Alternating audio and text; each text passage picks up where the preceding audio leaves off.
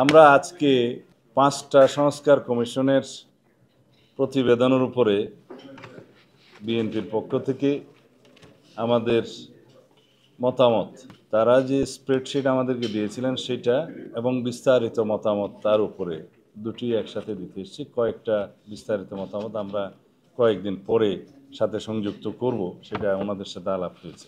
তা আমি আমরা মতামত দিয়েছি তার কিছু সারাংশ আপনাদের জন্য উপস্থাপন করতে চাই।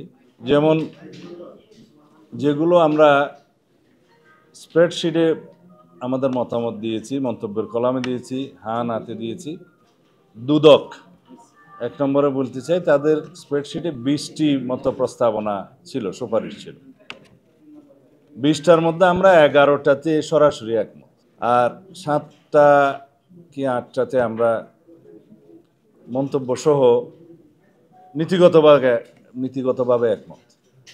শুধুমাত্র একটি প্রস্তাবের মধ্যে আমরা ভিন্ন মত পোষণ করেছি মন্তব্য সহ, কারণ ওখানে একটা আইন সংশোধনের বিষয় রয়েছে, আয়কর সংক্রান্ত। এই ঈদে জামা জুতো অ্যাক্সেসরিজের ডিসকাউন্ট। প্রশাসনের যে সমস্ত প্রস্তাবগুলো আমরা পেয়েছি প্রশাসন সংস্কার কমিশন থেকে, সেখানে আমরা প্রায় অর্ধেক বিষয়ে একমত। 26টার মতো প্রস্তাবনা ওখানে আছে, আর বাকি অর্ধেক বিষয়ে আমাদের মতামত আছে, মন্তব্য আছে।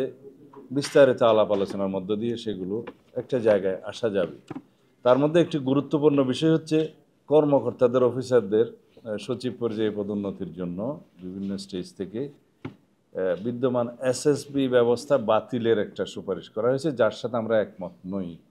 তার পরিবর্তে মন্ত্রিপরিষদ কমিটি করার একটা প্রস্তাবনা দেওয়া হয়েছে।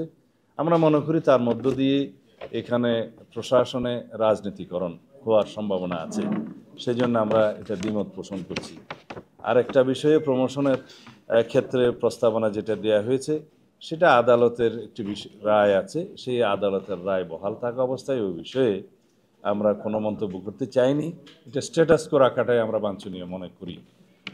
বিচার বিভাগের ক্ষেত্রে প্রায় সকল প্রস্তাবের সাথে আমরা একমত। যেহেতু আপনারা জানেন যে আমরা আমাদের 31 দফা প্রস্তাবের মধ্যে বিচার বিভাগের পূর্ণাঙ্গ স্বাধীনতার জন্য অনেকগুলো প্রস্তাব আমরা ওখানে দিয়েছিলাম। তার মধ্যে অধস্তন আদালতের স্বাধীনতা নিশ্চিত করার জন্য অধস্তন আদালতের সাংবিধানিক অন্যান্য প্রতিষ্ঠানগুলো নির্বাচন কমিশন সহ।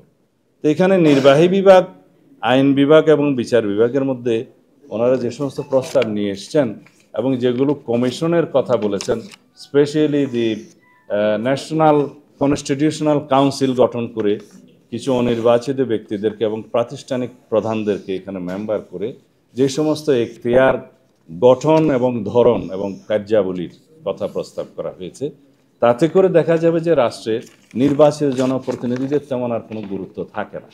তাই সেগুলো আমরা বলেছি যে এটা পুনর্বিবেচনা করা যায়, আলাপ আলোচনা করা যায়। রাষ্ট্র নির্বাচিত প্রতিনিধিদের দ্বারা পরিচালিত হবে, এটা হচ্ছে আমাদের সংবিধানের মূল জিস্ট, আমাদের সংবিধানের মূল চেতনা। তো সেই জায়গায় এটা ক্ষতিগ্রস্ত হবে বলে আমরা মনে করি। আমরা দ্বিকক্ষ বিশিষ্ট পার্লামেন্টের প্রস্তাব তো আগেই আমাদের 31 দফাতে দিয়েছি, সেটা সবাই গ্রহণ করেছে। এটা একটা জাতীয় ঐক্যমত হয়েছে বলে আমার মনে হয়। এই জায়গায় তাদের মধ্যে কত সংখ্যা, সদস্য সংখ্যা থাকবে, আমরা একটা প্রস্তাব পেয়েছি ওনাদের 105, আমরা 100-র মধ্যে সেই প্রস্তাবে আমাদের প্রস্তাব প্রদান করেছি, সেটা একমত। কিন্তু মনোনয়ন প্রক্রিয়া কিভাবে তারা সিলেক্টেড হবে, সেটা আমরা সমাজের বিভিন্ন শ্রেণী পেশার বিশিষ্ট জন, যারা জ্ঞানী গুণী মানুষ, যাদের রাষ্ট্রীয়ভাবে অবদান আছে, তাদেরকে ওখানে অ্যাকোমোডেট করার জন্য এই বিধানটা আমরা প্রকৃতপক্ষে এনেছিলাম। সেই হিসাবে মনোনয়ন প্রক্রিয়া কী হবে না হবে সেটা পরবর্তীতে আলোচনা করা যায়। এখানে ওনারা যে প্রস্তাব করেছেন তার সাথে আমরা একটু ভিন্ন মত পোষণ করেছি।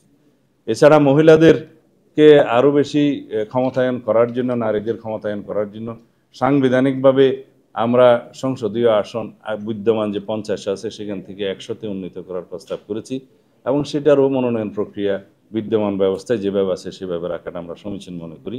এখানে ওনাদের সাথে আমাদের ভিন্ন মত আছে। মনোনয়ন প্রক্রিয়া বা সিলেকশন প্রসিডিউরের মধ্যে